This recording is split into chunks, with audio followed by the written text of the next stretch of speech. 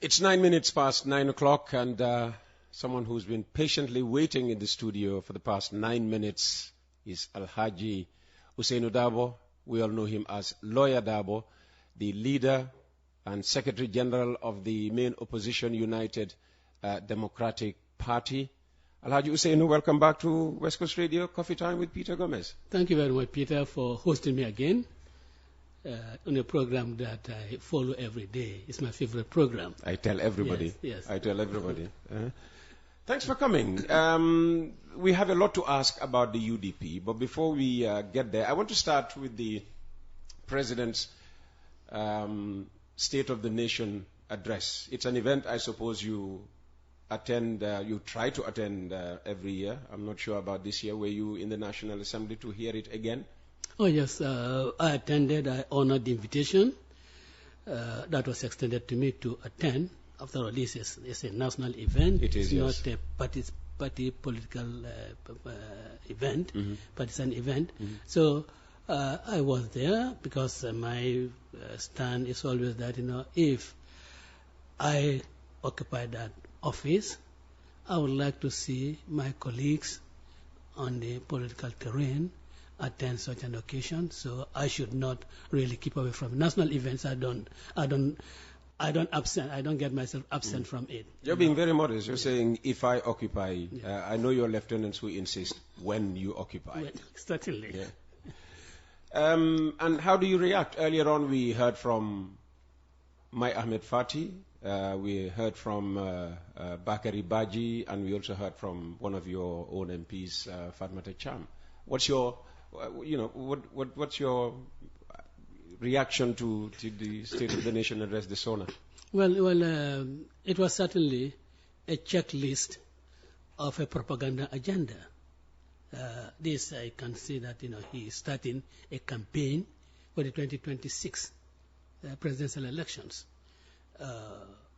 The paragraphs, of me, there was a lot of vagueness in some of them, and in fact some areas that it dealt with, I think, more could have been said what the government intends to do.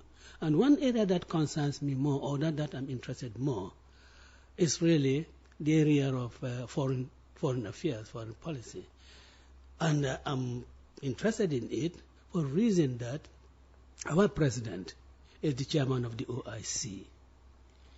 And in this day, when the world is in turmoil, I think this is the time that he must stand up as chairman of the OIC. Well, didn't he? He called for peace to return to the Middle East. That is really sitting in the Gambian National Assembly and calling for peace to return to the Middle East. As chairman, you ought to do more than that. As chairman, you ought to engage others. And like the world leaders, If this war had broken out when you were still Minister of Foreign Affairs, what would have been your role? If the President had, taken no move as Foreign Minister, what would you have done? Well, the person really in charge of foreign policy is the President. That is what the Constitution provides for. Okay. The Foreign Minister is just the senior ambassador. Okay.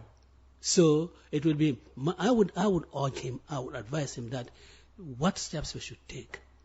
I would ask him. So when people apportion blame to Dr. Momodou Tangara, they are targeting the wrong person? Well, in my view, they are targeting the wrong person. Okay. Because Tangara is certainly the most senior ambassador. Yeah? If I were in his position, first place, as chairman of the OIC, I would guide the African group, the AU, to really partner with me in seeking for solution, not only to the Iran-Israel thing. In fact, the Iran-Israel thing could probably have been averted. We would make sure that the Gaza issue is handled. He should be approaching the issue not as president of the Gambia, but as chairman of the OIC. Of course. Because if he does approach it as president of the Gambia, people would like to say, but what political weight does he have? But then, as chairman of the OIC, he has a lot of political weight. Yeah, 57 nations behind him. 57 nations behind. And that is the situation I think he ought to have exploited. You remember there was a time I called on him that the situation in fact, which was brewing up in the Middle East and also Sudan, and Myanmar, I called upon him that he should step up and do something. Why do you think he is not stepping up? Well, I really do not want to guess. I really do not want to guess. But then, the response then coming was that, look, this is a troika. It should be a troika event or initiative. The current president, chairman, the incoming chairman, and the past chairman they should work together in it. And when I heard that, I said, but look, yes, you may be right, but who should trigger it? I think he's the one who should trigger it. He is the chairman. So he should get the past president and the incoming president, tell them, look, we should get together and do these things for the sake of the Muslim Ummah. We appreciate very much the position that the Gambia has taken as far as the issue in Myanmar is concerned. But that is the legal approach. There should also be the political approach to it, so that you have these. And then, we are so well placed to pursue that. But I think it's a missed opportunity. And I think, that will really have stamped, his mark on the wall. Again, he trumpeted the Gambia's hosting of the OIC summit. I mean, to him, this was a successful event. The opposition has consistently, criticized our hosting as a failure, because out of 57 heads of state, it's only the 6 from the usual countries that joined him in Banjul. So he sees it as a success. The opposition says it's not successful. I mean, what's your take on that? Well, my take on it is that certainly it was not successful. I think his emissaries should have done more to lobby, well, not necessarily lobby, but to impress on member states that this is their conference. Gambia is hosting it, and any failure in the organization is a failure for the entire organization. I think his ambassador should have gone out and sell out and make sure that all member states attend. Look, I mean, when we were there, by Lamin Job, myself, Lamin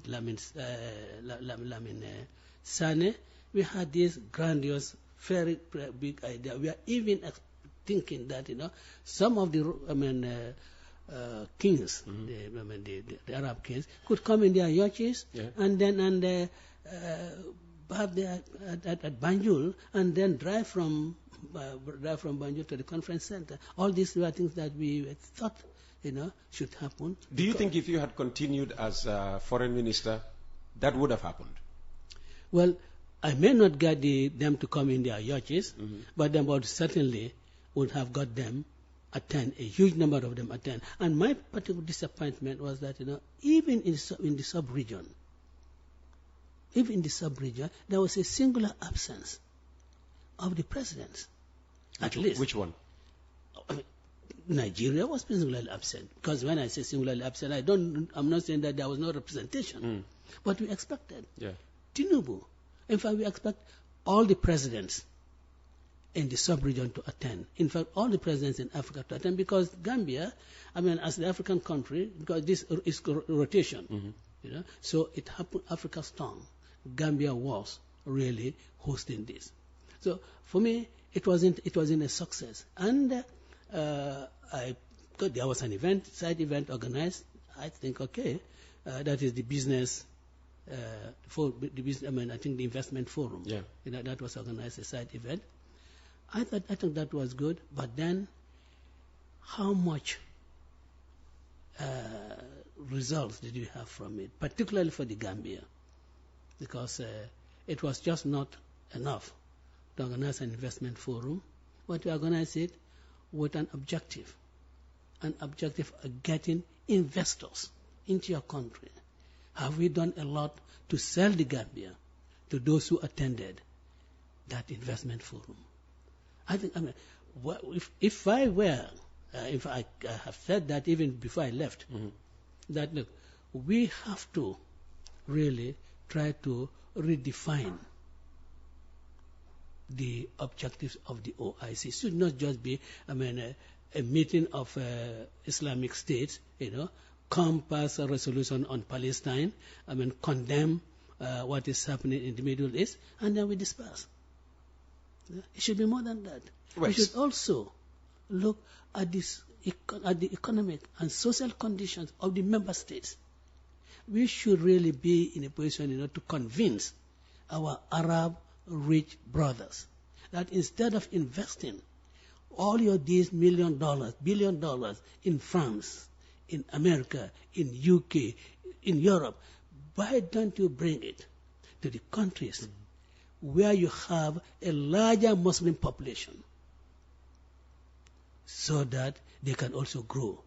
We want to tell them that, let us assist each other so that we stop being beggars. That has been, in fact, these are ideas that, I just toyed with Lamisan and that, these are things that we should discuss, and so that we could have a topic design a topic that will be the main theme. And we suggest it to the organization. That should be the main theme of the conference. Okay. Because you want. So, as host country, you can, decide the agenda. Well, we should because as host country, we should tell them that look, can we really discuss this? Let's go back to the SONA. What other areas, do you have an opinion on or opinions on? Fatmata Cham spoke about women. Bakari Baji spoke about electricity. Fatmata also spoke about electricity. Well, yes. Well, of course, electricity. We see poles being erected all over the country, with wires, and I know that in some places they have gone to dump meters on them, and in some cases they say free.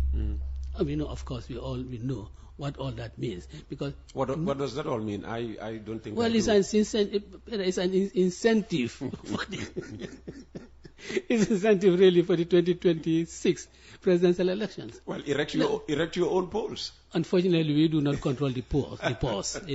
If we were controlling the polls, we would have applied those resources in a more meaningful manner that will impact positively on the lives of the people. But look, Peter, how can you give meters to people free when NAWEC is in such a dire situation? Because NAWEC must have spent money in acquiring those meters. Well, they tell us that these are World Bank funded. There's a project precisely for that. Look, World Bank funded. World Bank doesn't give to say, look, give to people free. World Bank would do that for food and so forth. But after all, NAWEC is supposed to be a profit-making organization. Yes. So World Bank will give them those meters to put it on the market so that they could really build up their profits, so that they do not have to source for local funds to do that.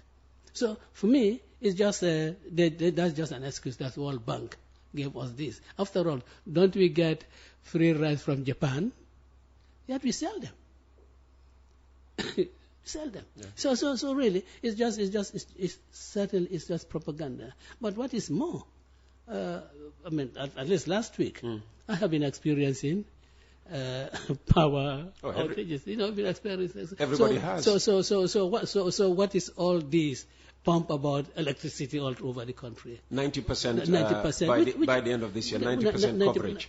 Well, I think it is quite easy for politicians to make promises, and especially when the person who is making the promise, there's no opportunity for the listener to really engage him on the spot. So you can make any promises and walk away. Is that what you think Barrow did on Thursday? Well, absolutely. But how many times have been having promises about that electricity problem in this country will be resolved? Yeah. Forever. How many times have you had that promise? At first, the universal access should have been, attained in 2025. Now it's 2027? Well, yes, 2027. Because when the promise was made, there was really no concrete plan. This was just, things coming off their heads. Well, they actually had an electricity roadmap. You can have a roadmap. I remember when I was cabinet, Fafa Sanyang, did design. Exactly, he was the minister at the time. Yes, did design. I do remember that, did design a roadmap, But that roadmap, have you followed it? Because if you had followed that roadmap by now, we wouldn't have been bothered about the withdrawal of car power. This would have been we wouldn't have been bothered with the Senelec issues. But because the roadmap was not followed, probably the technicians designed it properly and with an objective of achieving a good result. But then when it came to implementation, things didn't materialize. Gambia's Achilles heel, implementation. Yeah. Of course, after I listened to the address, I was going to say, when the president came to shake my hand, I was going to say, Adama road infrastructure. but that would have been a humor. But then I cannot do it with the people. Yeah, and then the media would pick it up and blow it out of proportion. Out of proportion. So when you shook hands, what was the exchange like? No, of course. What is usual among Gambians, exchange pleasantries. How is our family? We're all doing fine. Those sort of exchanges. And what really baffled me was why the cameras were so interested. Well, these are the two most powerful politicians in the country. But for them, I believe, it was for some other reason. For some other reason, which I think we should. They were looking for a slip of the tongue. I think we should really be looking to things that are more substantive, more beneficial. But then me shaking hands with Barrow, you have all over in the social media. Well, you should expect that everywhere the two of you meet. Yes. So okay, but agriculture, Peter. Yes. You see, all these monies that have been spent on the road infrastructure. If you take 3/4 of that and inject it in agriculture, we would by now have been near food self-sufficiency. And your next step, having attained food sufficiency, your next step would be to export so that you have a return on your investment. This $75 million currency swap, I would have taken 50 million of that, injected in agriculture. Well, is agriculture not getting more than 50 million? But you need more. You need more. Because for it to be food self-sufficient, we need to invest more in agriculture.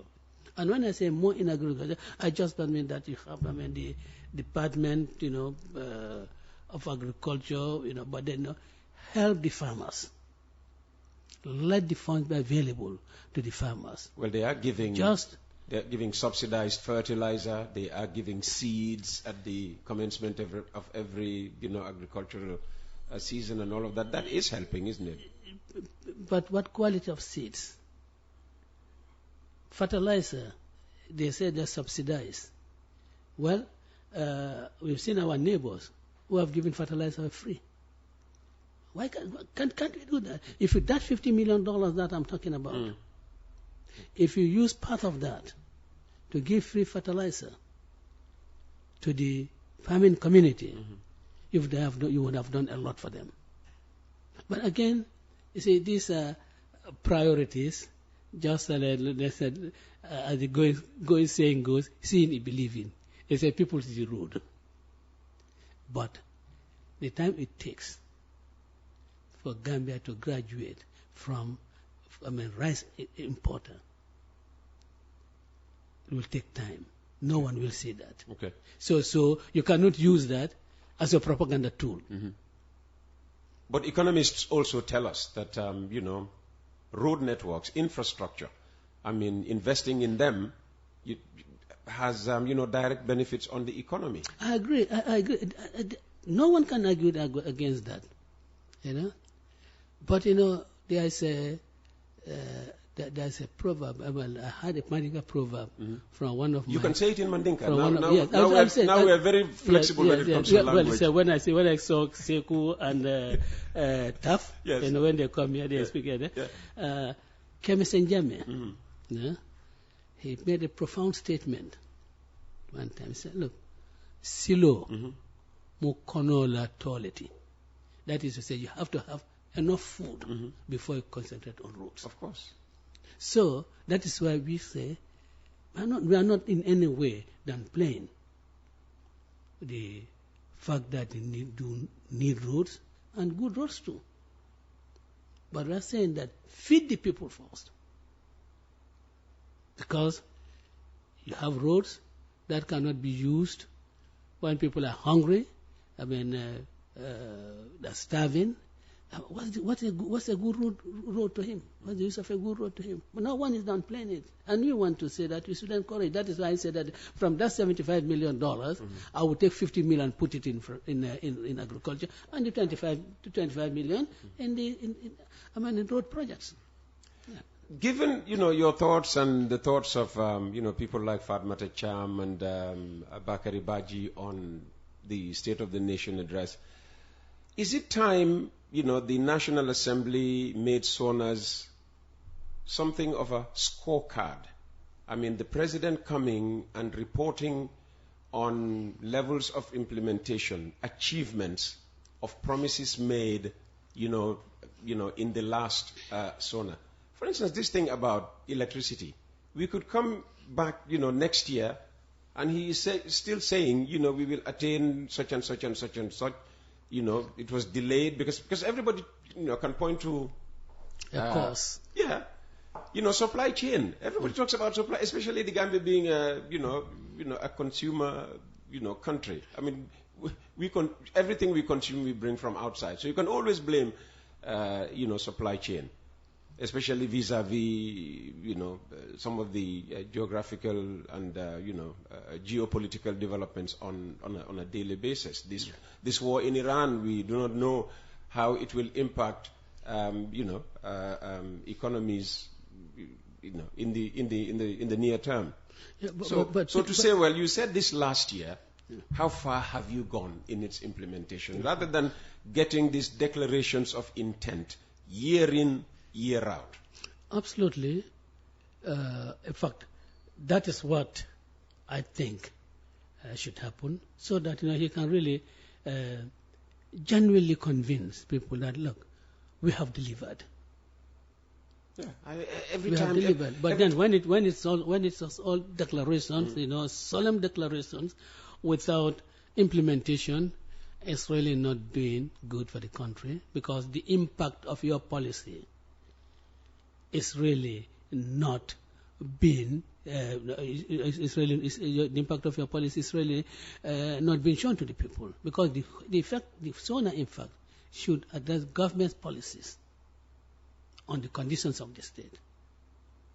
That is what it should. And they do not just make your scorecard. You don't just go say 90%, but also what policy. Well, if you've done 90%, it's okay. It's okay to reflect 90%. Yeah, it's 90%. Then, what other policy matters do you wish to bring up to facilitate an accelerated achievement of the remaining 10%? And it should be that way.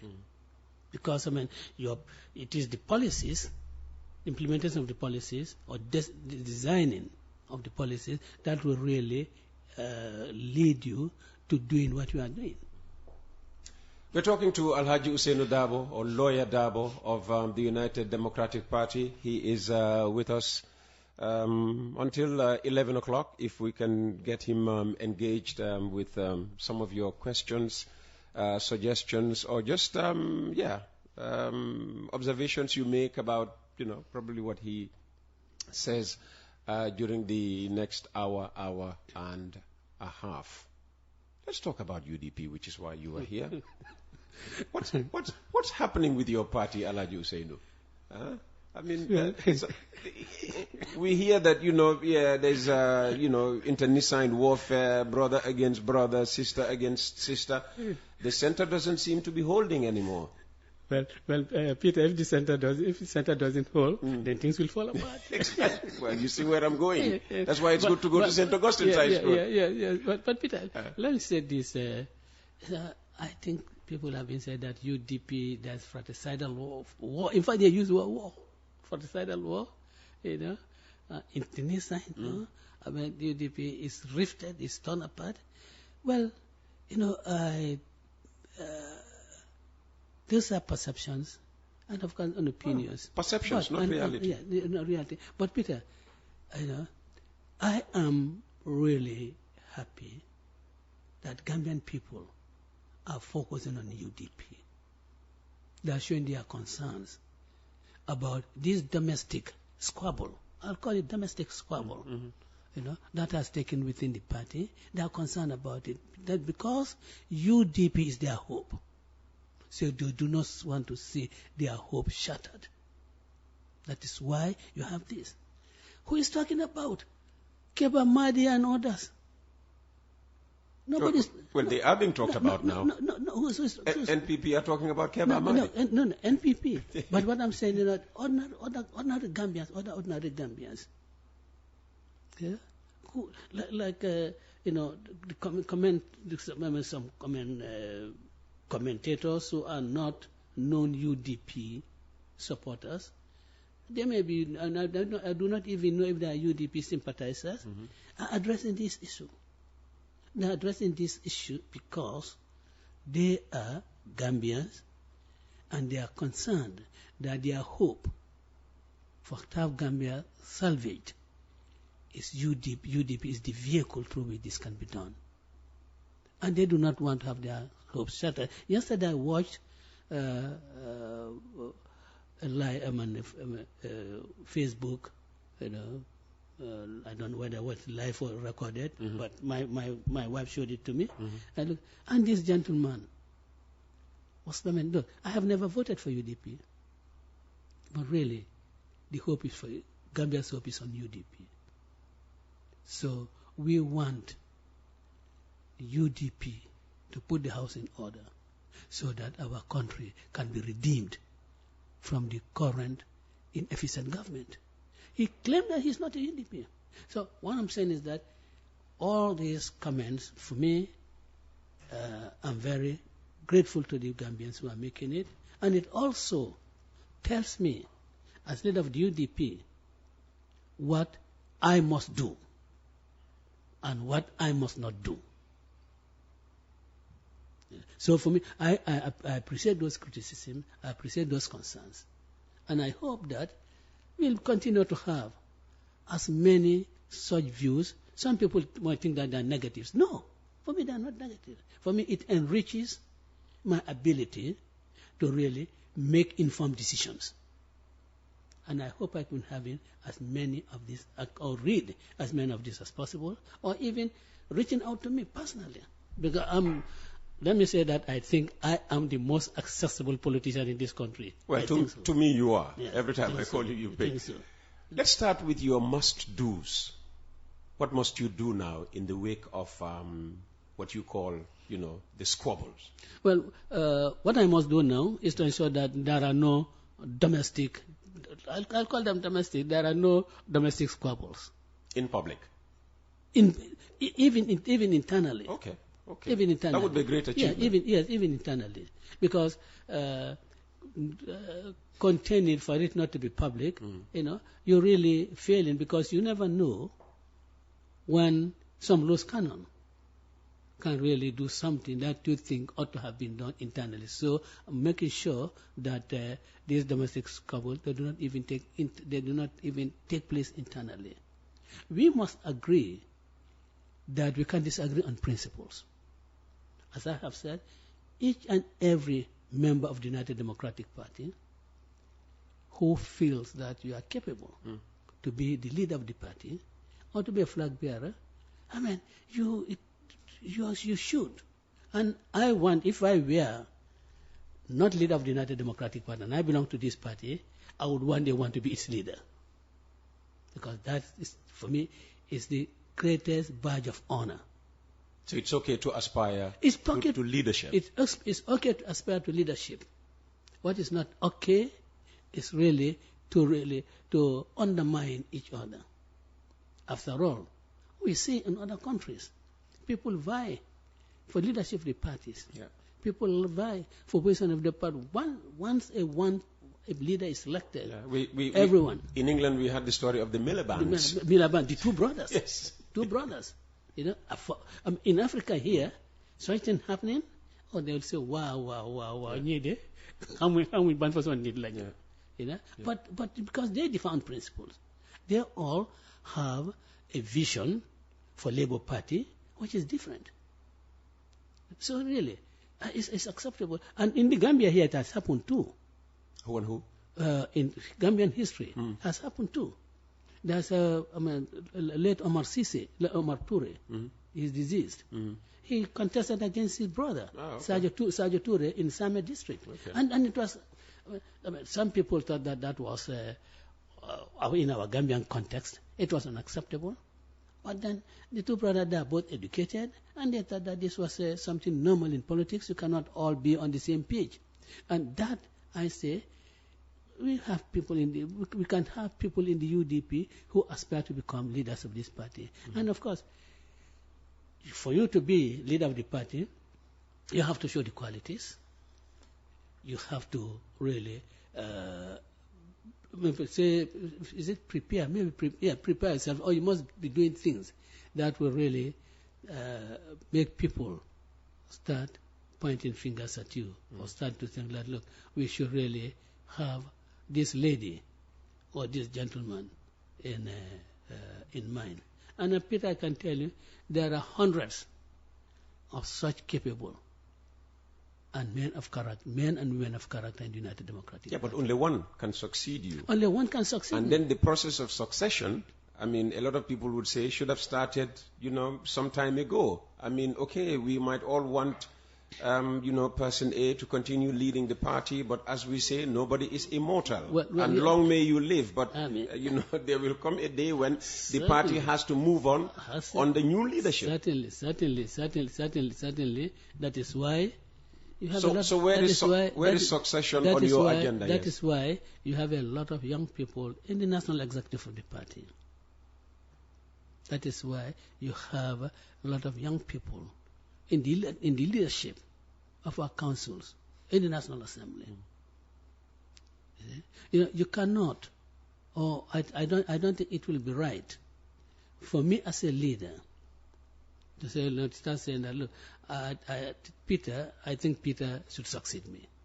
I don't think that will be right. Who should do that? The executive? The executive should do that. Well, the Congress. Okay. The Congress should do that. And I think it will also not be right for me to try and influence the decision of the Congress to say that this is my favorite. I cannot, and I should not do that. Well, I certainly admire all my young, I call them my sons and daughters. I have great admiration for them, for their ability, for their integrity, for their patriotism, and their love of the party. No, each and every one young person in our party believes in UDP. And they are all out to push the agenda of the United Democratic Party and nothing else. So you have that big pool from which you can select a leader. And of course, when the time comes, it will happen. Peter, I've said that, I will leave the United Democratic. I came into the United Democratic Party leader with grace. And inshallah, I will live with grace. And I wouldn't give a 6 months notice.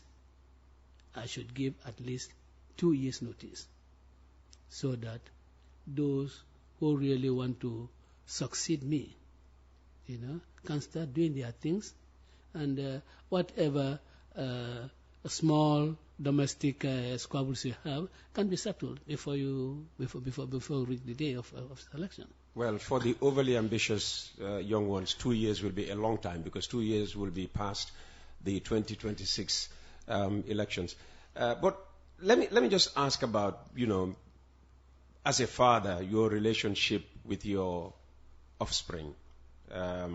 We have heard Rohi Malik Lowe make statements. We've now had this brotherly, if you want to put it that way, exchange between Chairman Yankuba Darboe in Brikama and Mayor Bensouda in KM. What's your relationship like with your daughter, Rohi Malik Lowe? My relationship with all of them, with all three of them. Let's take one at a time, because we have heard Rohi Malik Lowe publicly complain that she felt at some point she wasn't getting the support from the party that she deserved. The party would even, put out statements about other issues, but not about her achievements, and even maybe the way she was being treated by central government. Well, my relationship with Rohi Malik Lowe, I think is very good. I know the statement she has made. She has regretted it. Oh, she has? She has regretted it. She called you to apologize or what? She wished she had never made such a statement. You see, Peter, I'll not be here to tell you that, when Peter complains to me, this is what I do or this is what I have done. I do not think that is the right thing. If anything is done, or if nothing is done, would be seen in how the person complained about has comported himself or herself since then. For me to come here and say, look, Peter, this is what I have done with this particular issue, this is what I have done with that particular issue, it's really to be engaging Rohi in absentia, and then, telling people things, that, Well, she engaged you in absentia when she was on on mainstream media talking about the party. You see, we are both level, but our level of leaderships are not the same. So I should certainly not do that. Okay. I know that what Yankuba also has probably regretted what he has said, and he wished he had never said those things. That I know that. Well, he should come out in public and say, well, I wish that I never said those things.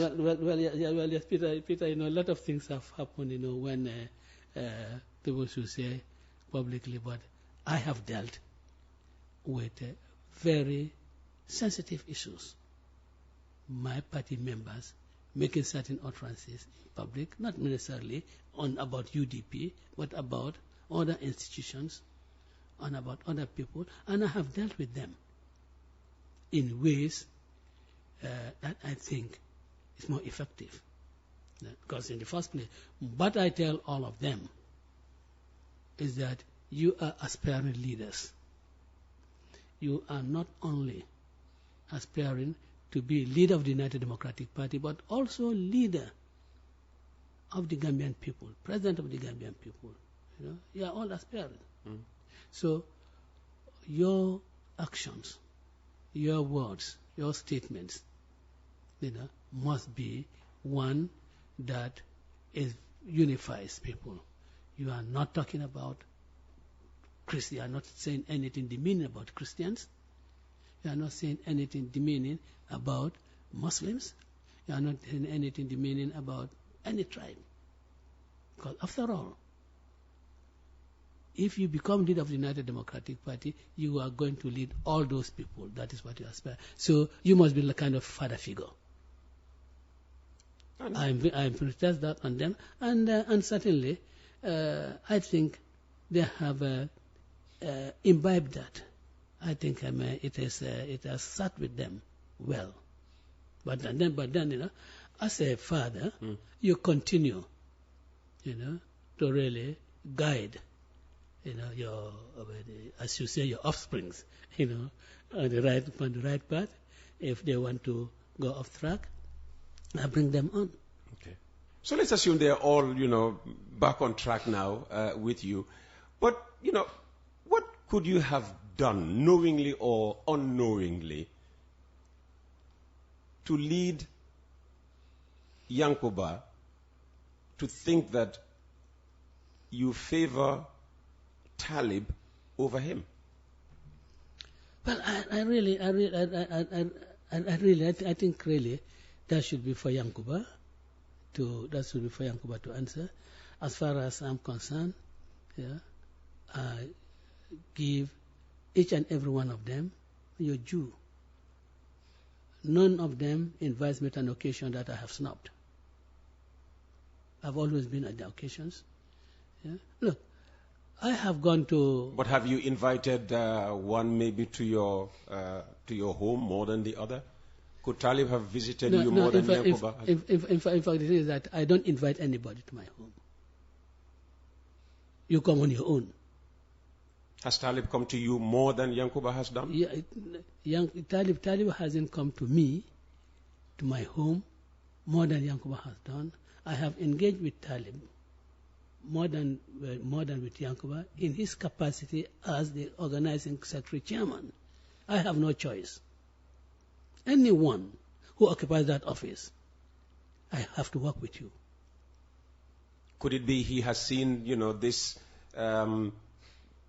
collaboration, whether forced on you or whatever, as the trigger? Nobody can force anything on me. Well, when I say forced, by virtue of the fact that you have to work, side by side. It's like me and Jibril. Whether I like Jibril or not, the position he holds, forces me to work with him on a daily basis. Well, I'm not sure whether that's a good example because maybe Jibril is employed.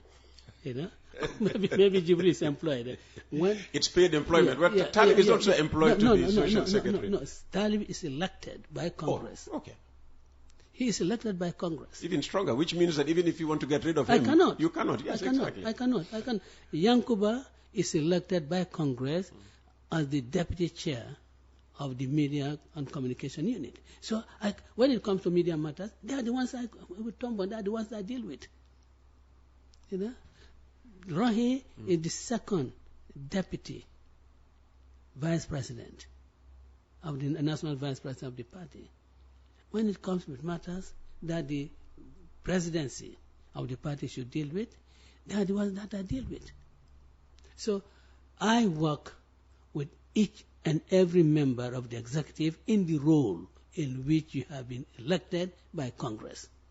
And I cannot really get rid of anyone. If that has to happen, there has to be a meeting of the Central Committee to really decide on that. Not even the executive can do that. Yeah? So if I relate with Talib, it's always in relation to that. But to say personal visits, no.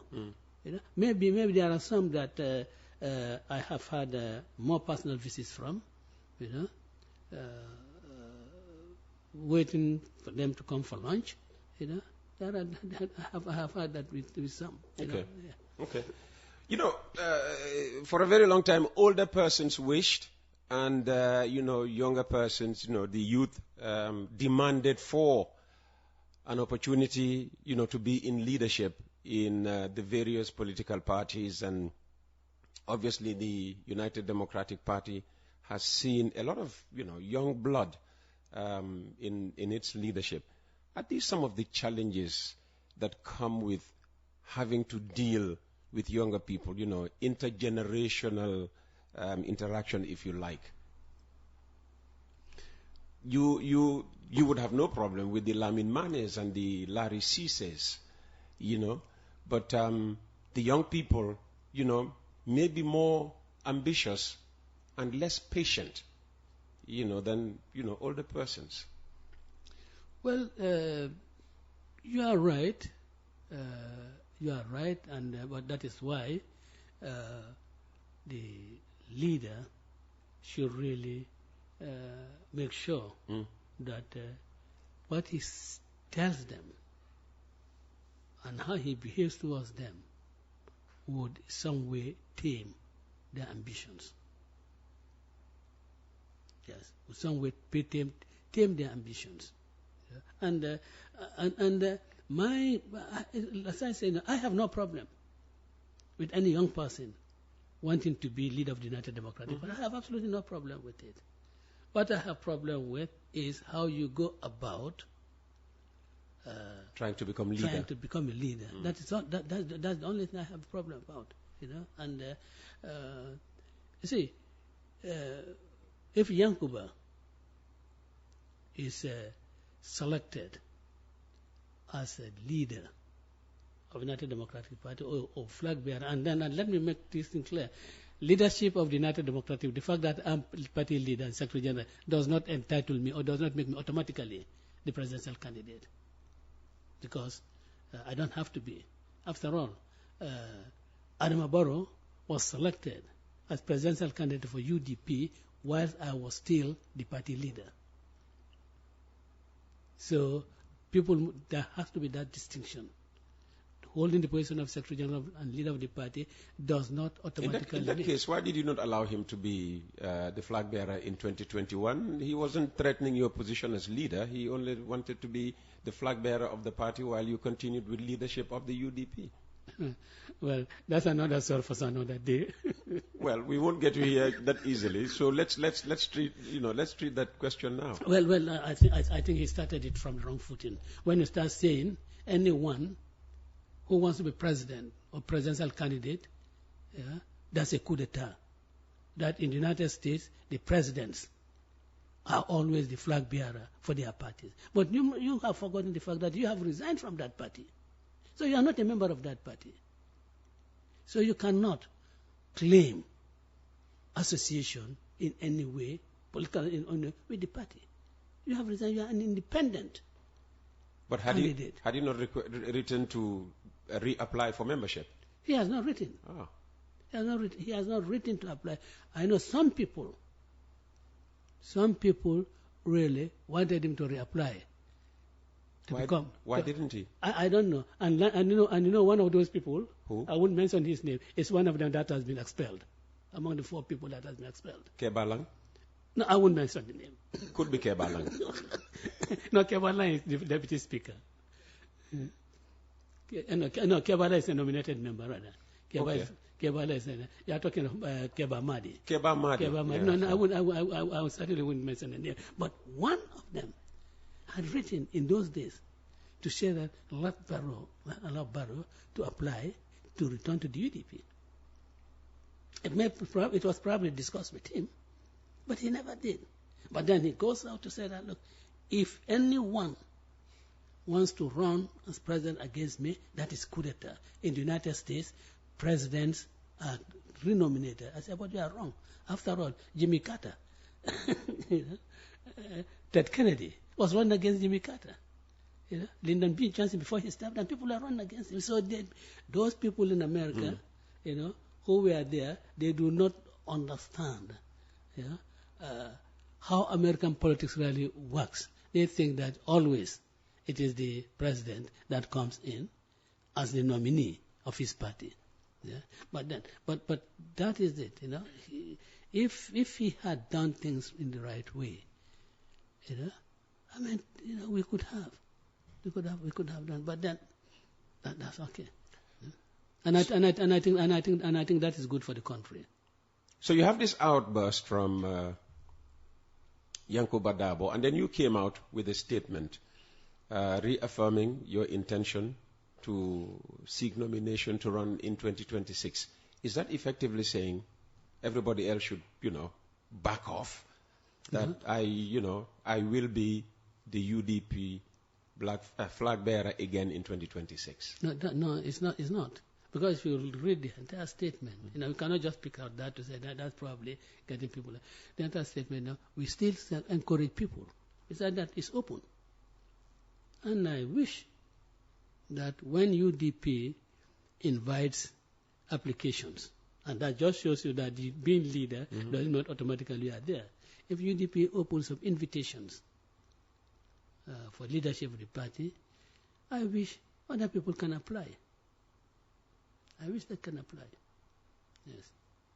This is your opportunity, to answer this question on the radio, but I understand, in the immediate aftermath of your statement, your house got flooded, with people who came, to show solidarity with you, their support, And I remember it was during that period that I was, calling you, trying to set up this interview, and it was so difficult to reach you. And then, when I got to Larry Cisse eventually, and I said, look, I've been calling Alhaji Ousainou Darboe for the past 2 days without reaching him. He said to me, that man cannot even have time I wasn't even taking my meal to rest. That's what he told me. Yeah. How much reputational damage do you think the outburst has done to the UDP?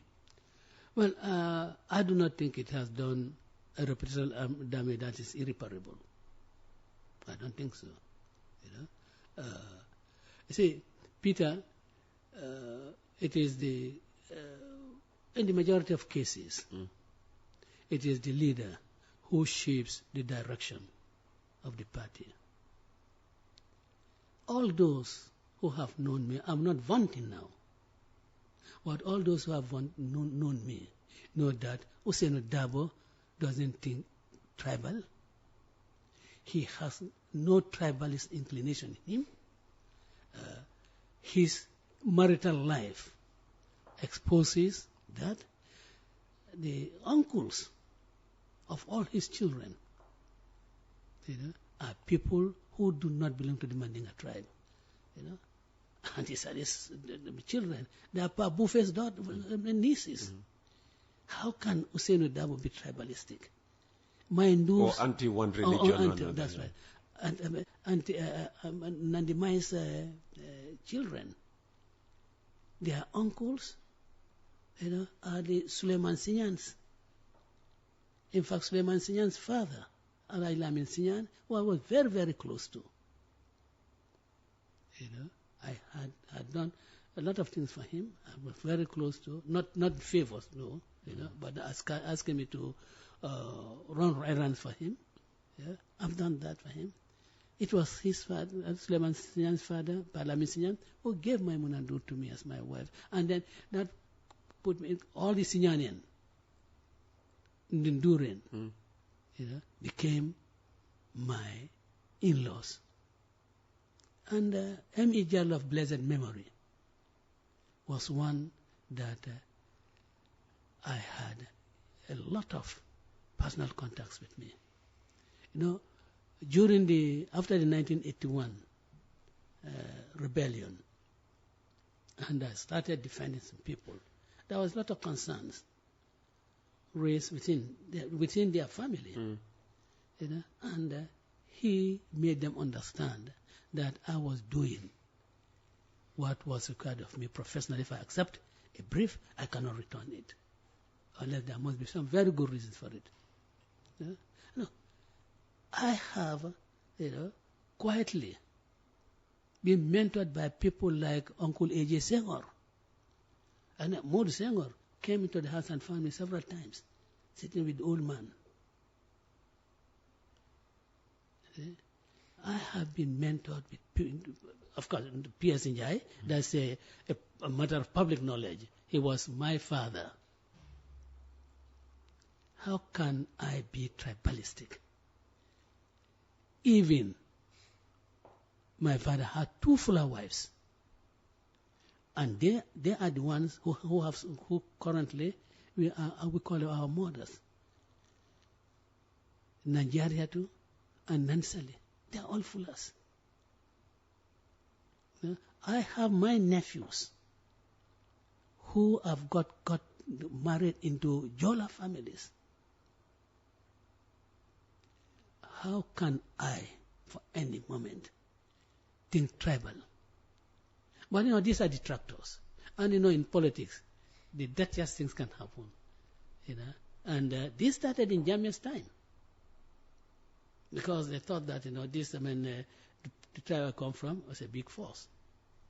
Look, even during Jawara's time, this issue of we should not be tribalist and so forth, because, and when that is said, references have been made to Sheriff Diba.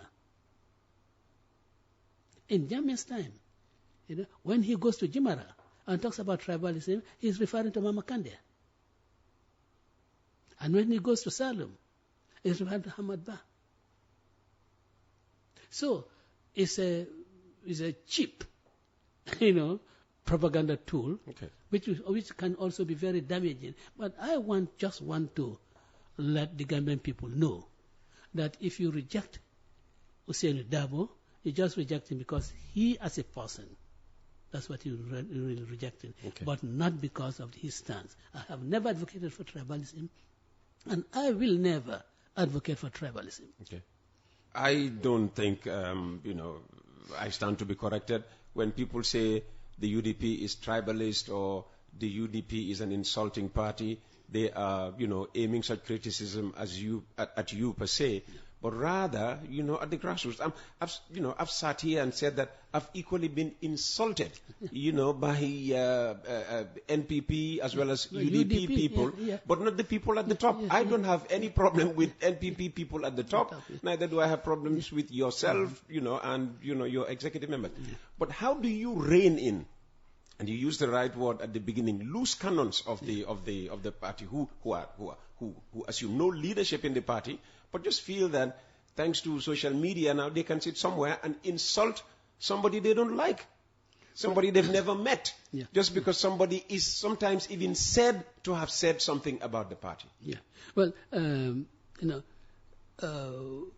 our media committee, particularly in diaspora, they are working. In fact, I have had several meetings with them, and they are doing a lot as far as diaspora is concerned to contain that type of what I would call unacceptable behaviors. In fact, when I went to Manchester, I think 2019 or so, in my statement, I picked up something from Michelle Obama. He said, look, if they go low, you go high. And I tell them that, look, whatever insults are rained on me, just accept it as a cocoa butter that you can use, to really apply on your skin and forget about it. Tell them, and I tell them, Allah enendiro kentela Allah ta ko tulolomu ali albalomu ala ali nyinya. So they should ignore it. But it's costing the party. No.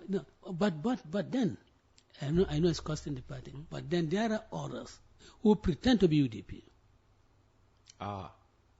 And do these things. In fact, sometimes, put people in UDP T-shirts. Because in fact, in Jamaica's time, it was very frequent. Commonplace. It was very frequent. And you know who helps them in doing that? No. The state agents, service agencies. They done the notorious NIA, really? And now SISS. Really? Oh yes. They do that. In fact, the day I was arrested, as a gentleman, he had a UDP T-shirt on. He came into the day you were arrested by Jammeh. Jammeh, yeah. Came to the beginning of events that led eventually to his downfall. To his downfall, yes. This gentleman, when I was giving the press conference, he came there. I was saying, we cannot accept this. Mr. Darboe, you are our leader, this and that, So do you think that practice still continues? Some of these people who are insulting are actually agents planted by the SIS? Agents planted. Agents, if not by the SIS, but by the party. Which party? NPP. Oh. NPP. Yes, NPP. Yeah.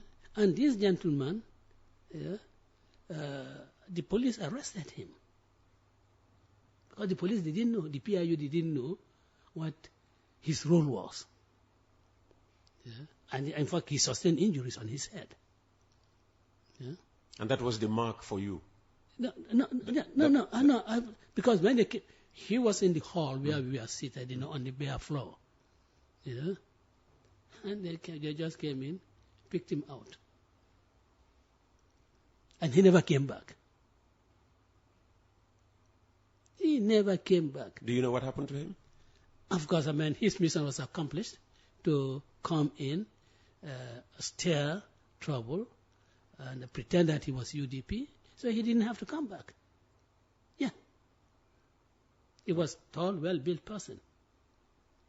That was happening. In our meetings, people come there and then pretending to be, oh, Darboe, and then creating commotion so that even the delivery of our statements was interrupted. And it's happening. Look, we said that this NPP has learned a lot from the Jammeh way of doing things. Not from the UDP way of doing things. Certainly from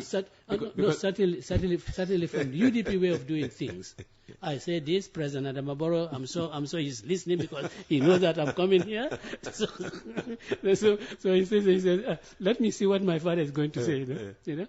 President Adamaboro, there was not a single executive committee meeting that I remember which he was absent. And he knows our core values. And he knows why we were fighting the Jammeh administration.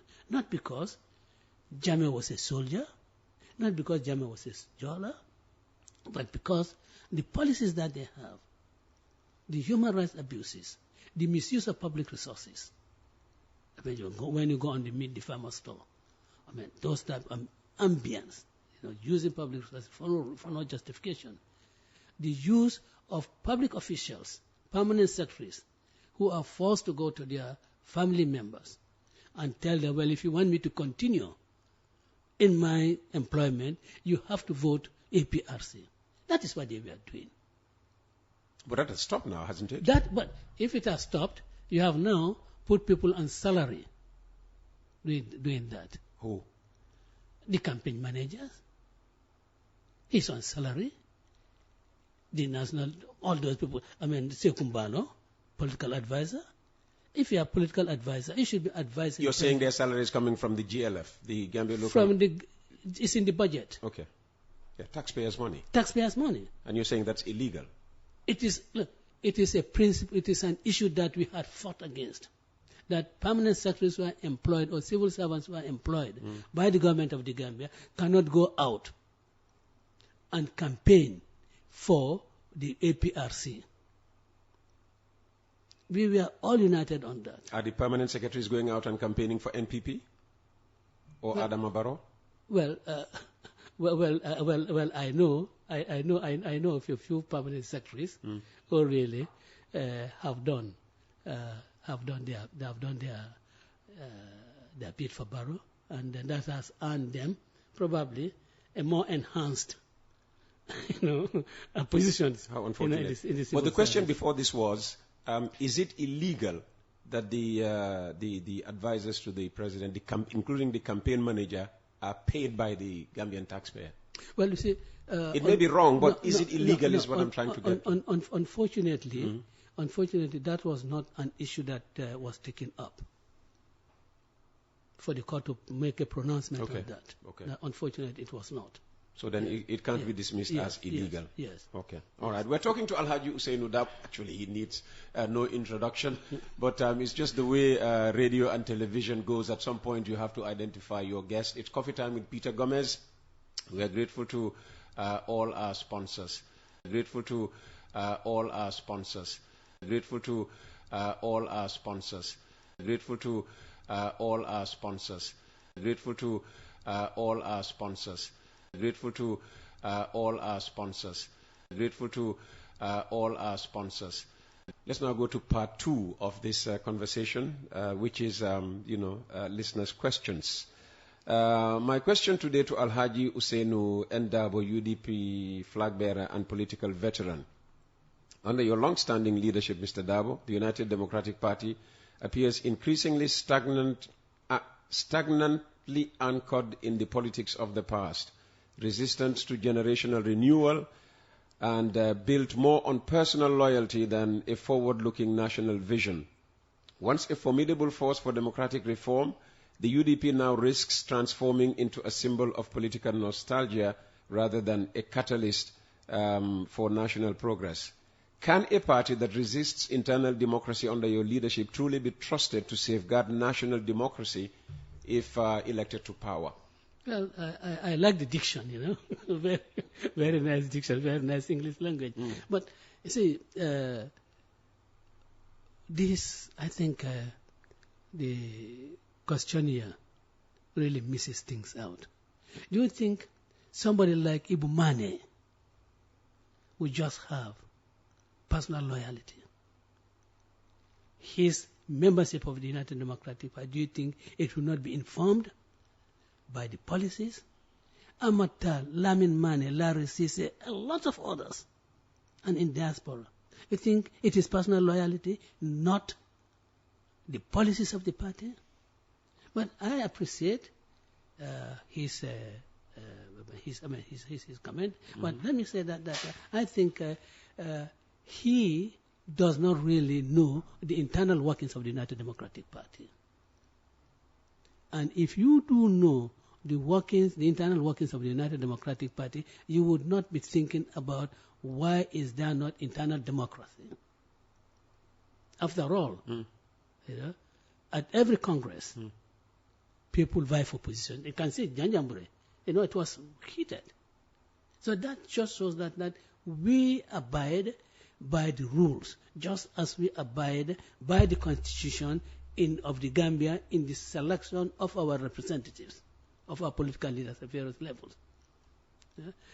This generous notice, I have, not long ago, I have made a statement that, look, a UDP government will reveal the intergenerational nature. You'll have people, who are 60. You'll have people who are 30. You can even have people who are in their 20s. Yes. In their 20s. And we have a lot of such capable people within the party, people in their 20s. Look, when I see people like Ismaila Fadera win awards, he's one of our youth, I pound my chest in pride. Say, well, these are the young people who are going to take over from me. And you have several of them. When I see young people like Binta Senghor, young girls like Binta Senghor. What does she do? She's a councillor. She's the president of the female youth wing. Okay. And by the way, it is not the Democratic Party that has really instituted that, to have female youth wing in the party. And also, let me tell Peter, to also have a disability wing. Oh. People different there. We have a president of the disabilities wing of the party, and have them in the national executive as well as the central committee, because this should be an all-inclusive party. And then you think that because I'm limping, I don't have the brain? No. Well, I argue that all the time. No. I am limping, but who can? Yeah, who can say I don't have a brain? Who is more competent, more capable than yourself? Maybe 100, maybe thousands, millions of them are there. Maybe I'll make you use of information. but what we are saying is that this issue of really giving young people, yes, we have always been working towards that, and I think it will come. I think it will come. Okay. Yeah. Good morning, Uncle Peter. I like Bakari Kebaji and Fatou Cham. They are bold and truthful. We are again disappointed in Barrow and his government. How can you use hundreds of millions to drill something you didn't confirm if it existed in the first place? Too much waste in this government. Gambia government is sad and full of selfish greed and dishonest people. They were talking about the $100 million the president reportedly, included in his statement, to drill for oil. Unfortunately, oil was not found. They're saying, why would you spend so much money just to prospect for oil when you weren't sure if it was going to yield anything? What do you think about such expenditure? Well, spending on the drilling, I don't think that is wrong. Okay. It may be the amount. Maybe that's also depended on how effective our negotiators were. Yeah, I think it depends on that. But obviously, when you are not certain of the existence of any mineral deposit of any kind in any area, you really have to do exploration, and that exploration carries with it some cost.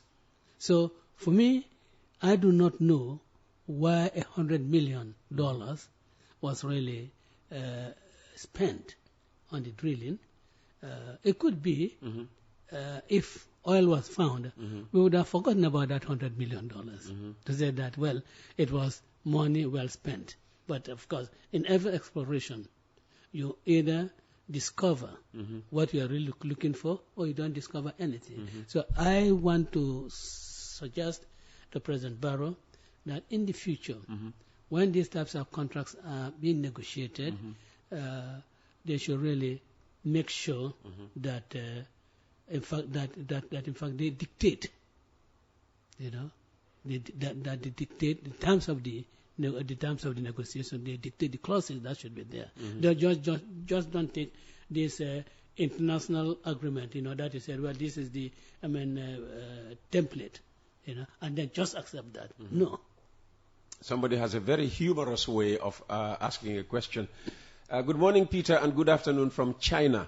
Well, the price of bread will go up to $12 next week, and I feel sorry for the Darboe Kunda because they love bread so much so that they built their own bakery in Bansang. So what does he think of the 20% increase in the price of bread? Well, we certainly built a bakery in Bansang to take care of the Kamaras, the Jambias, and the Kasamas. That's what we have done. Yeah. But again, yes, the price of bread be increased. I think maybe that's an area. If government was to subsidize, I think that they ought to subsidize the flour factories, so that the cost of living, you don't have price control, but that could help to keep the price of bread stable, and you could keep it at $12, at $10, not to have it increase. I think that's what they should be thinking about. Yeah. Good morning, Peter. I am certain many followers of the Gambian political scene and Coffee Time with Peter Gomez are equally happy as I am that you have veteran lawyer and politician, UDP leader, ANM Ousainou Darboe on the program this morning. I have one question for Mr. Darboe. Will Mr. Darboe accept that President Adama Barrow was encouraged and emboldened to stay beyond the 3 years that were agreed upon in the 2016 coalition agreement, upon which he, Barrow, campaigned on and got elected because of statements made in public by Mr. Darboe himself and other members of his party? You remember saying that if anybody was to bring up the issue of 3 years, Barrow himself didn't have to worry about it. You were still in government. That it was you yourself they would have to contend with. That's a misrepresentation of facts. Okay. And it's a misrepresentation by my detractors. Okay. Let me say let me say this, Peter. Yeah. You see, when those coalition issues, I won't call agreement because I've not seen any agreement. Okay. When those issues, yes, coalition issues were being discussed, the participants, I believe, did not have any confidence that Barrow was going to win. So let's put 3 years. Before that coalition was formed, Aissatou Touré, had launched the campaign for the attainment of her presidential ambition. And she said, I'll serve for 5 years. And I leave. My brother, my good friend, Khalifa, when he launched his campaign, I believe at Kairaba, he said, I would serve for one term of 5 years. So all these key people, in dealing with that coalition issues, knew that 5 years is what is really provided for by the Constitution. And you say, Peter, you want to really bring about constitutional reforms. You don't start doing by violating the Constitution, which you really want to reform for it to serve the people better. You don't start by violating it. Look, when NAD was formed in 2006, it was 5 years that was put there. And in fact, NAD was the template. If I were there, I would have used the NAD template, so that there's no issue of whether there was an agreement or there was no agreement. We would have used that. Now, but Peter, what I said, that I have not seen any agreement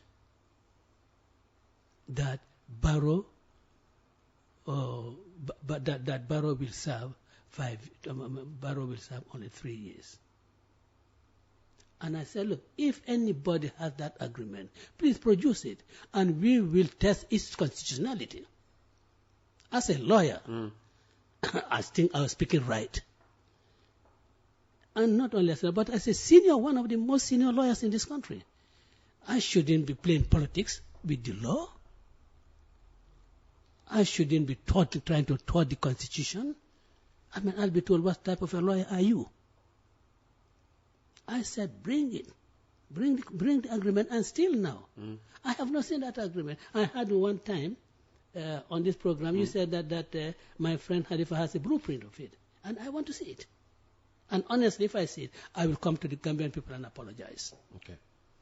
Yeah? So it's not correct that I said that, Barrow, you'll forget. I did say that, if that agreement exists, let it be brought out, and we can test its constitutionality. And it's a position I hold. And after all, practically, was it possible to have a new constitution drafted within that 3-year period? Was it possible to do all the needful things that you need to do, the TRRC, all these commissions? Was it possible to do it within 3 years? Practically, it was impossible. Okay. But as I said, I don't think anybody had any confidence that Barrow would win that election. I said, let us people see us together. That's my view. Hi, Uncle Peter. Is Lawyer Darboe against the subsidy by World Bank on electricity meters to rural households? This can be a tool used against him by the NPP during campaign. Are you against the subsidy on electricity by the World Bank, giving out these meters free, as you said at the beginning of the program? No, I'm not saying that I'm against the subsidy. I'm saying that NAWEC is a profit-making institution. Look, let me tell you this. We have had gifts to the government by international organizations, and then the institutions that they should utilize it. There was an on-lending agreement. I was lawyer for Gamtel.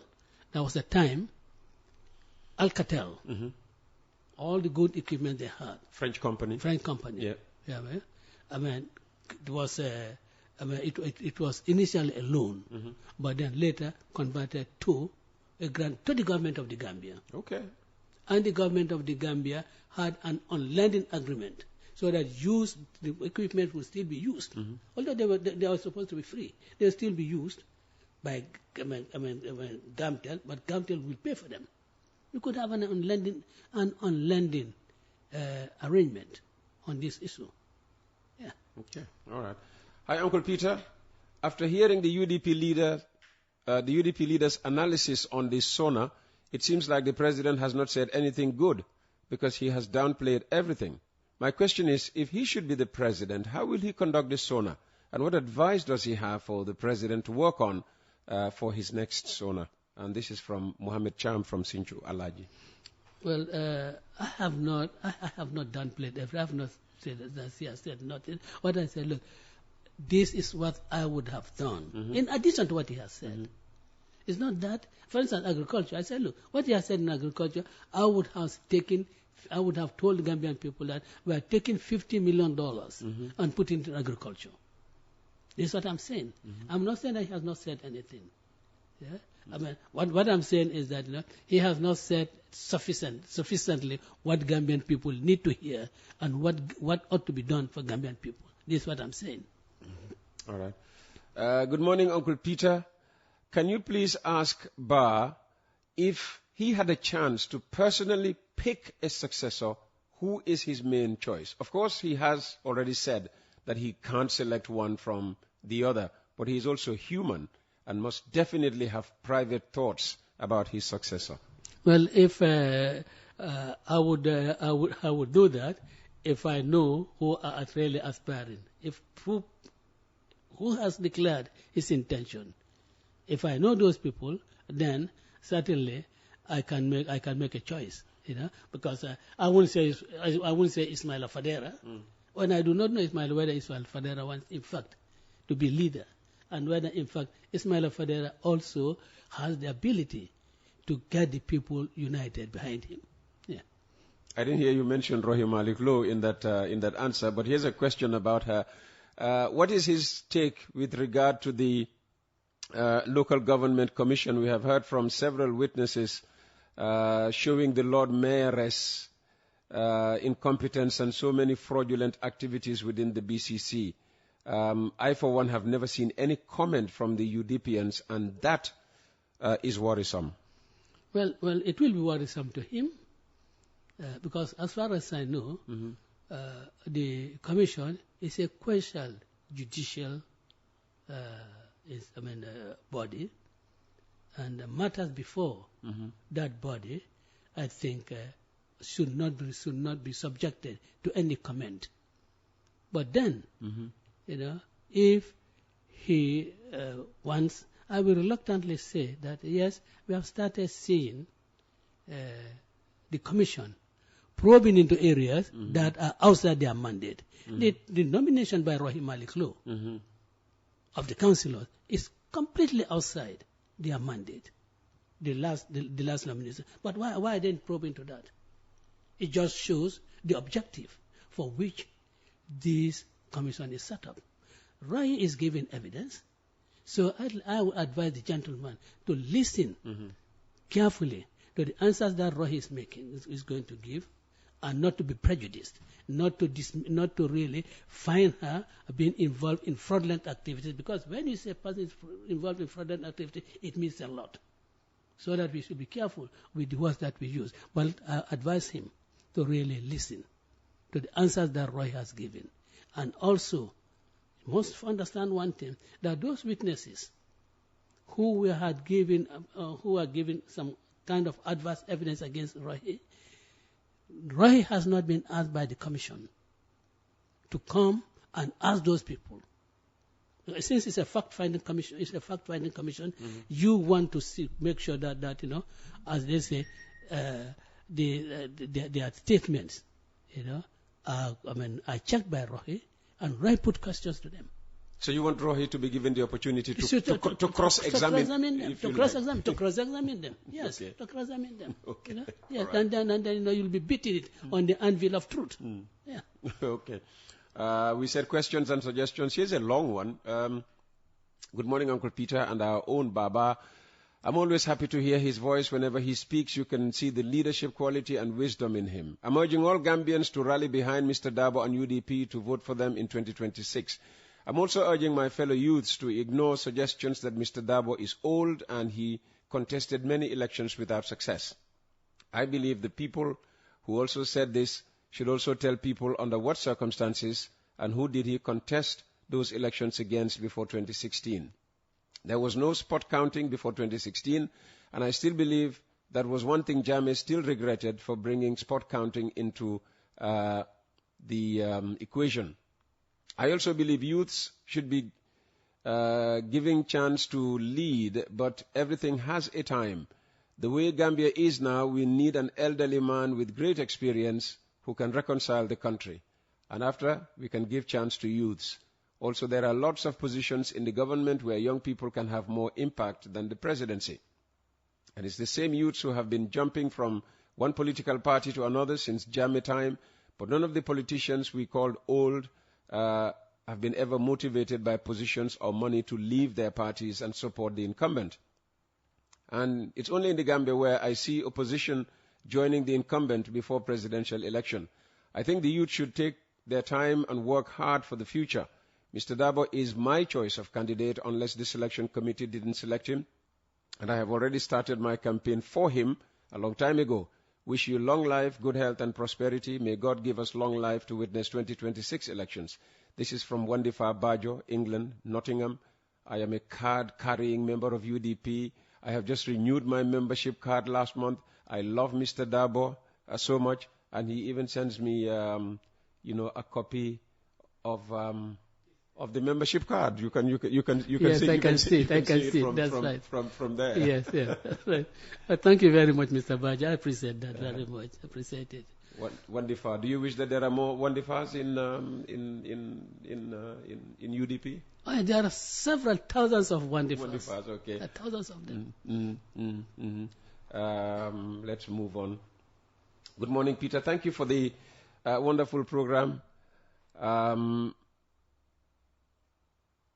Your guest has contested many elections without success. The decision is UDP's to select a flag bearer, but they need others to win. Can they listen to voices outside the party in picking a candidate who appeals to a much wider base? Well, I appreciate very much your views, your opinion. When you say a candidate that is appealing to a much wider base, what is your criteria of determining that this candidate appeals to a much wider base? Is it because this is Ousainou Darboe? Because whichever candidate UDP puts forward is going to sell United Democratic Party's manifesto.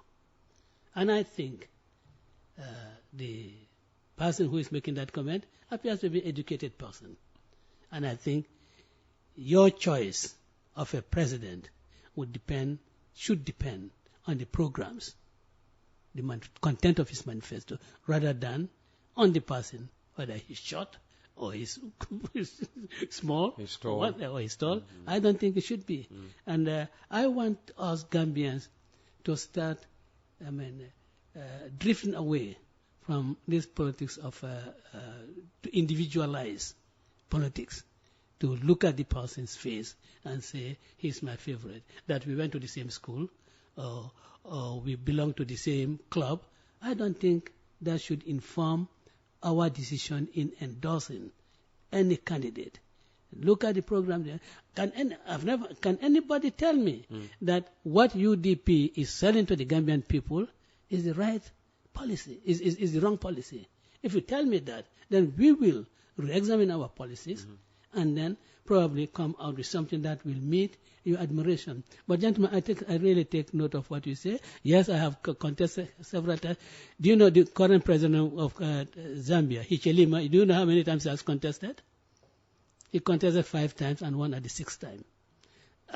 Abdoulaye Wade, he was contesting against President Senghor, until about 2000 when he succeeded. So the number of times when a person has contested, I don't think should be a determining factor. And you also have to understand the environment in which those contests took place. We have all agreed that there was mock elections that took place here. I protested in 2011 when the chair of the Independent Electoral Commission said, thank God he will no longer be qualified to contest. You see that. And I made a public protest against it. And I said, look, that just shows that, all these elections, we are not being done properly. You see, the only chair, I have respect for all the chairmen. But the person I really had respect for is Bishop Teliver Johnson. Of his pleasure, may God receive him in the highest of heavens. Why does he stand out, among all the others? Bishop, in the first place, this on the I think was it on the spot counting. He first in a chieftaincy election. He advocated for the establishment of a democracy fund. He also advocated for vote for the diaspora. He did that, but it all fell on deaf ears. So I have great admiration for him. Let me ask you about, the prospect of there being a grand opposition coalition. Because everybody agrees now, no single party can win an election. Well, yes. Okay, on that purpose, I want to align myself with my Jarbat said here at one time, Safal, that look, to say that no single party can win an election, I think it's a mistake. A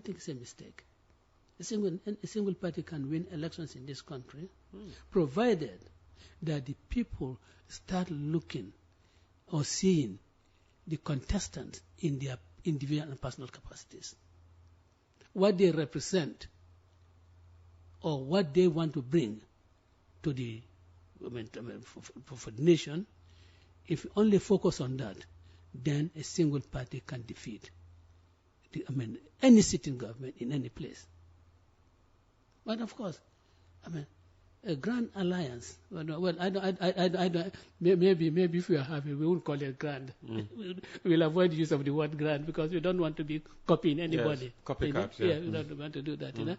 But for us, we have always been open to, a united front against the Jamaden, and we'll be willing to work with anybody, to ally with anybody, to really make sure that this inefficient, insensitive government, corrupt government, is thrown out of power.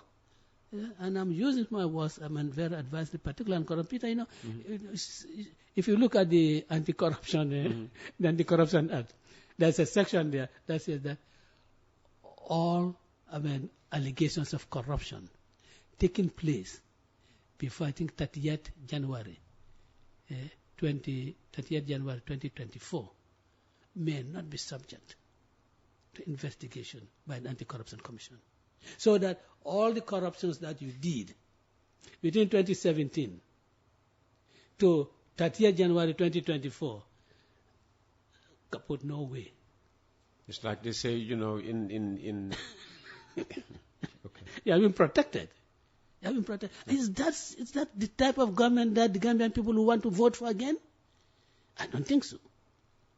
And also, the government that advocates that when members of the executive vacate their office, they cannot make a declaration of their assets, but you want members of the National Assembly and judges to do it. Those people who do not award contracts, I do not see any judge who awards any contract in this country. I do not see any assembly that awards contracts in this country. They would probably do their agreement and bring to the National Assembly for ratification. They have to declare their assets when they leave office. But you, the president, and all your ministers will not be obliged to do so. And you think that this is a government that is serious about fighting corruption that is eating into the fabric of our society, destroying our society. I want to tell people that, look, they should not look at Ousainou Darboe, they should look at what Ousainou Darboe stands for, and then decide to vote for Ousainou Darboe. Let me press you further on this issue of, corruption, which naturally leads us to, the constitution debate. The UDP, not just Ousainou Darboe, the UDP is opposed to the 2024 draft. They want us to go back to the 2020 draft. And the government is saying the 2020 draft was rejected. So we can't go back to something that was rejected. And we know that even some of our development partners are openly campaigning for the 2024 draft constitution to be given a chance. You don't have the numbers in the National Assembly, to outrightly dismiss the 2024 constitution. But given the threshold, you could block its passage, and you are sworn to blocking it. People will say, well, they really don't mean change, because, for one, there are two fundamental things that even the draft, the 2024 draft, guarantees Gambians. Term limits and, diaspora voting. Exactly. Yes, I know. That's their ace. But does the 2020 draft not contain that? Does the 2020 draft not contain that? It contains it.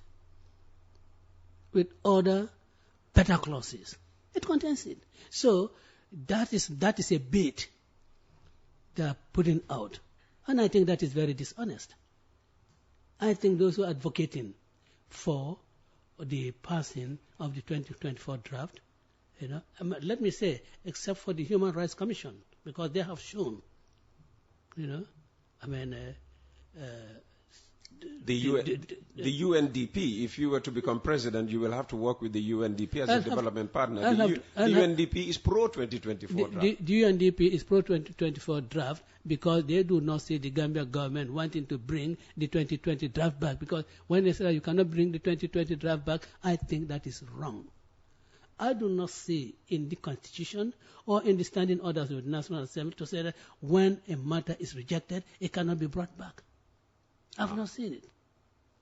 And I think the judge's remuneration bill was rejected, and I think that has been, I think it has been brought back. So what are you saying? Well, the argument is this is actually the 2020 draft brought back, in a different way. It's not brought in a different way. After all, the 2024 draft does not have a provision for nominated membership of the National Assembly. You bring in a provision for a nominated National Assembly, and then you give yourself the power to dismiss any nominated member. You want to circumvent the Yakumba Jaita judgment. So that now, when we talk about separation of powers, the National Assembly, at least, some part of the National Assembly is now at the mercy of the President. And you think that's not a fundamental departure?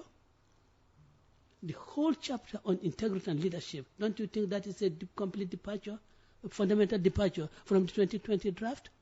This is of corruption, of declaration of assets. Even the 1997 Constitution does have a provision for declaration of assets when one vacates office. We never had that. We never had anybody declare assets. Well, yeah, but what I'm saying, it does have. Yeah. So now that depends on implementation. Yeah, sure, absolutely. It depends on the implementation. So when they tell me that these are the improvements in the 2024 draft, I say, but are you serious? And when they try to sell it to you as the lesser of two evils. As the lesser of two evils, which is the other evil? At least the Jamaican Constitution does not empower the President to dismiss a nominated member of National Assembly. It does not. At least the Jamaican Constitution does have a provision for declaration of assets by public officers. At least it does that. Yeah, I agree. It does not have term limit. It does not have diaspora thing. But then the 2020 draft that has... Peter, what can easily be done? Remove 2020 and put 2025. But it's just the date. It's just the date. Because if you are drafting if you pretend that you are drafting a new constitution, you will give it the year which you are presenting it. So because it's 2020, they think that it's 2020, so you are bringing to 2020 draft. No. You are bringing back into the National Assembly a draft that was prepared for 2020, in 2020. And for which we paid a lot of money. For which $116 million is. And I think really, President Barrow should magnanimous to Gambian people and say, look, I cannot allow your $116 million to go down the drain like that. I cannot allow that. All advocates for a good constitution of the Gambia should really be telling President Barrow, please, let us do this. That is for the good of the country. Do you think those 8 National Assembly members from your party originally who dumped the party went over and helped, vote it down, They have paid the price for it. Have they? They have paid the price for it. How? Only 2 of them have returned to the National Assembly. Oh, really? Oh, yes. Well, one of them was voted out and got nominated immediately again. But again, that is how much President Barrow values the decision of the Gambian people. Here's a person who has been rejected. The constituency which he served for 5 years no longer believe that he's capable or he's fit to represent them. And then you turn around and say, definitely, I mean, it's really not respecting the opinion of the Gambian people. It may not be in the Constitution as it was in the 1970 Constitution. A nominated that a person who contests an election and loses cannot be nominated. That was in the 1970 Constitution. That was a good law. Huh? Yeah, that was. But then, even if it was not in our 1997 Constitution, the good practice is what we should really follow. President Barrow ought not to have appointed her or nominated her to National Assembly. Why are you avoiding her name? Well, of course, we all know it. I mean, it is the former honorable member for Talini, Madam Fatimata Jawara. Yeah, certainly. Could have given her another appointment, that would satisfy her, that will really comfort her, that I've lost, but I'm still not. I'm still doing something for my country. Yeah. You mentioned another, lady politician. Yakumba Jaite. Where is she? Oh, she's around. She's deputy admin secretary. Okay. She's deputy admin secretary, and I guess she belongs to that core that works behind the scenes, is it? Because you don't hear her, like you hear the other young ones like Haji Sowane and because she's admin secretary, deputy admin secretary, so they don't talk much. But I can tell you that even these constitution talks, she has always been part of my delegation. Yeah. Fantastic. Let's go back to the questions. Good morning, Uncle Peter. My name is Lamin Jawara, former deputy party leader of the GPDP. Greetings to my father and everyone listening. Mine is more of a prayer for him to have long life, health, and be the Alcalo of number 1 Marina Parade soon. We love you, Baba. UDP is the most democratic party, Uncle Peter. Thank you once more, Ba Ousainou. GPDP, that's Henry Gomez's party. Ah, yeah. Okay. What do you mean? He likes to take a poke at you, Henry. I mean, what do you think of his politics? No. I always enjoy. I know those very flowery wolof language. I enjoy him. I don't want. Mbahali Pooch Patch. There's nothing flowery in that. Well, I mean the way he says it, Yes, so I enjoy. Sometimes I enjoy those. I mean, I wouldn't call it comical, but I enjoy some of these things. But then that is all I have to say about him. Yeah. Okay. Oh, there are so many messages. Some of them, of course, are still on the flag bearer thing, which I think you have dealt with already. Hi, Uncle Peter. If what Honorable A.N.M. Darboe said regarding the coalition agreement is the case, why did he make the turnaround to ask the President to honor the 3 years Jotna's request? Yes, if the President was constitutionally mandated to serve 5 years and couldn't do fewer years, why did you at a press conference then ask for him to stick to the 3-year agreement with the coalition? Let me first clear that it was not 3-year Jotna that informed any decision. I think that should be clear. This was an issue that was discussed at the level of national executive, and it took several meetings. Before a conclusion could be reached. Yeah? And of course, that had two choices. Either step up and do what is required of me as a leader, because this was the party's decision. I cannot ask any other person on an important issue like that. I cannot ask any other person, you go and address the press conference. For me, that will be abandoning my responsibility to the party, and that will be telling my party members that, well, if I disagree with you, I will not follow, I will not abide, but what you have decided, and that will be dictatorial. So I have the duty to the party to make that statement, even though the decision was against my own personal views. And it is not my personal views that really matters. It is what the party decides on. That is what matters. Fantastic. I'll make this the final question because I have a final question myself. It's 6 minutes to 11 o'clock, and we are definitely going to stop at 11. Hi, sir. Just an observation. most times I feel like politicians, including Alhaji Ousainou Darboe, talk about pumping huge amounts of money into things like agriculture, but they rarely break it down for us. Like, how exactly will that solve the problem? Even in this conversation, everything feels very general. I haven't really seen anything pointed out specific problems and explaining practical steps to fix them, especially when it comes to using tech or empowering youth.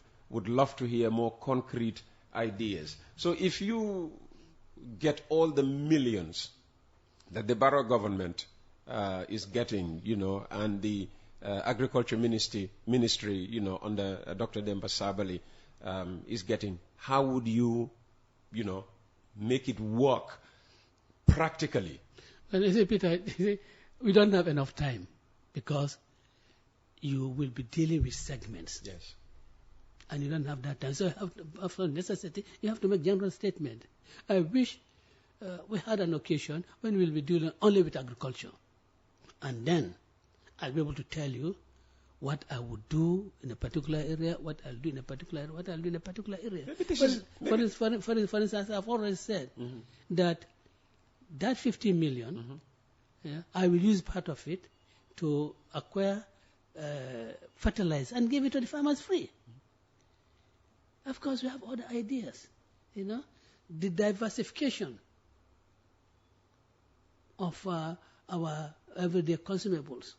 And while you are at this, I remember when the president, and the higher education minister jointly, inaugurated that madrasa mainstreaming thing.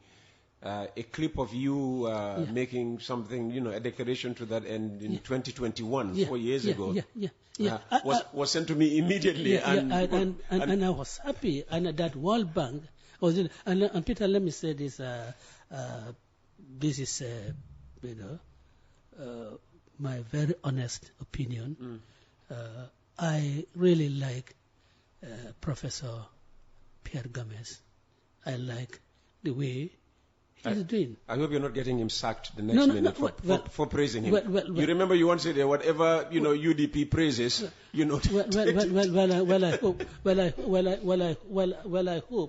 I hope he's not sacked. But it will be difficult for them to come by somebody more competent, more engaging, with his ministry as Professor Gomez.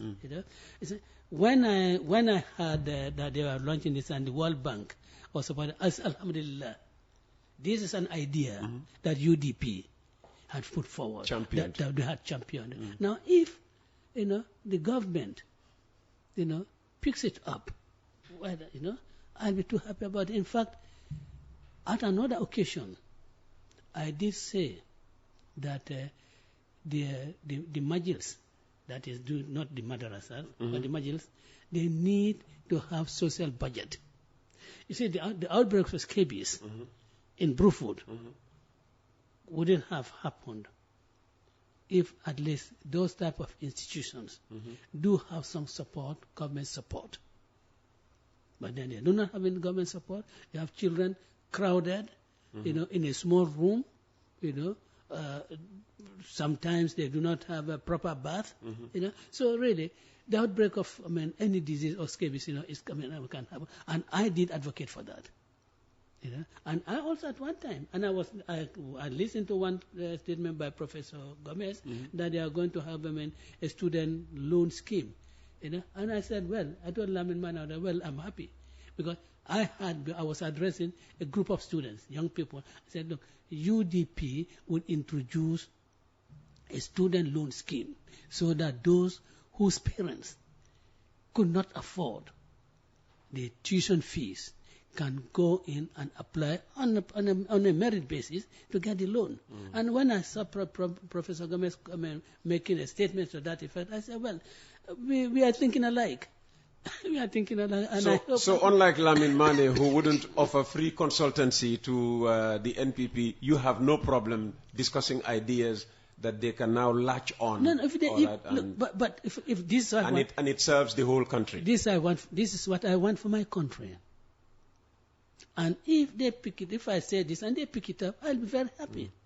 I'll be very happy about that. And just finally, there is a saying, what doesn't kill you only makes you stronger. I mean, what do you think of, how will the UDP emerge from this open, I'm going to use the word because you said that everybody was describing it that way, warfare, among some of your younger executive members? In fact, there has been more commitment or reaffirmation of their unalloyed loyalty to the UDP, and everyone is working hard and we are taking steps to make sure that 2026 is a UDP's year. That is what we are doing. And we're not just, this is not just being left to the structures. Youth groups, women groups, are doing this. And in fact, on the 28th, next Saturday this week, the women of the United Democratic Party is a tradition in the United Democratic Party. The women of the United Democratic are organizing a rally, a mega rally in Yundum, and I think all the speakers are going to be women. Oh wow! All the speakers are going to be women. Yes. So we are really, and when it's going to also be the opportunity for us to show to the whole world that yes, you do have, domestic disputes, domestic squabbles, and they resolve themselves in the home. Big brother and big sister, they fight. Nobody sits between them and reconcile. They reconcile themselves. And this has happened in the UDP. This has happened. Fantastic. Alhaji Ousainou Darboe, thank you so very much for coming. You're welcome. All right, that's the Secretary General and leader of the United Democratic Party, Alhaji Ousainou Darboe, our guest today. Tomorrow, NPP. Now, I can't tell you just yet who is coming because it's either between Sidi Cisse and Dr. Demba Sabali. They have to decide. Whoever comes, they'll also have 2 hours, hopefully. Sorry? Peter, I think that's unfair. CDC says admin secretary. I am leader. I think bring Adam Abaro, please. He wouldn't be here. No, bring him. I'll let you did that to call him. Well, I'll call him. And say, yes, you should go just as I have been. You're the party leader. Demba Sabali is not. He's just number 2. Thank you very much. All right.